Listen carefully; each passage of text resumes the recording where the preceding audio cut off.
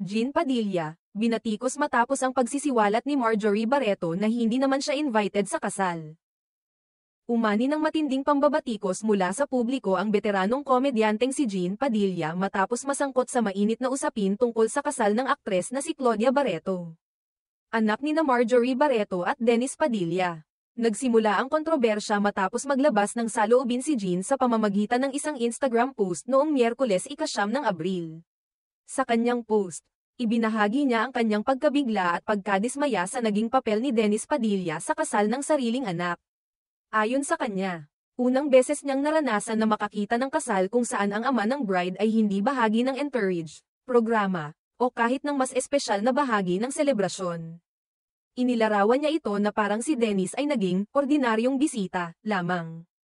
Ngunit ang mas lalong nagpainit sa isyu ay nang isiniwalat ni Marjorie Barreto sa isang panayam kay OG Diaz na hindi naman talaga inimbitahan si Jean sa nasabing kasal.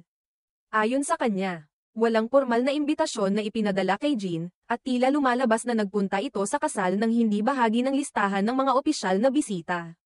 Dahil dito, agad na rumesbak ang mga netizens at nag-uumapaw ang komento ng mga tao sa Instagram post ni Jean.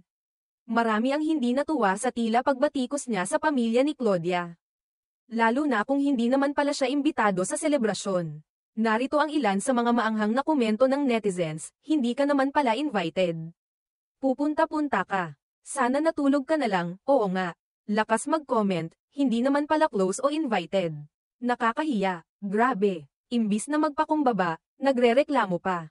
Kung ako si Claudia, ayoko na ring ma-associate sa ganitong klaseng tao. Kaya tuloy hindi kayo iniimbitahan. Puro reklamo at drama dala nyo. Ang isyong ito ay naging dagdag sa matagal ng usapin sa pagitan ni na Dennis Padilla at ng kanyang mga anak, lalo na si Julia at Claudia. Ilang beses nang naging laman ng balita ang alitan ng pamilya, at sa tuwing may bagong detalye o panig na inilalabas, lalong nagiging komplikado ang sitwasyon. Sa kabila ng mga batikos, nanatiling tahimik si Jean Padilla at wala pang inilalabas na opisyal na pahayag hinggil sa sinapit niyang pambabatikos mula sa publiko. Marami rin ang nag-aabang kung maglalabas ba siya ng paglilinaw o paghingi ng paumanhin sa pamilya Barreto o kung mananatili siyang tikom ang bibig sa kabila ng mga akusasyon.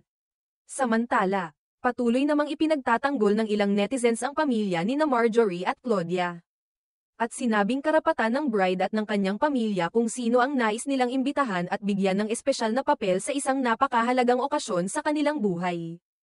Hindi naman kasi porket kilala mo ang pamilya ay automatic na imbitado ka sa kasal.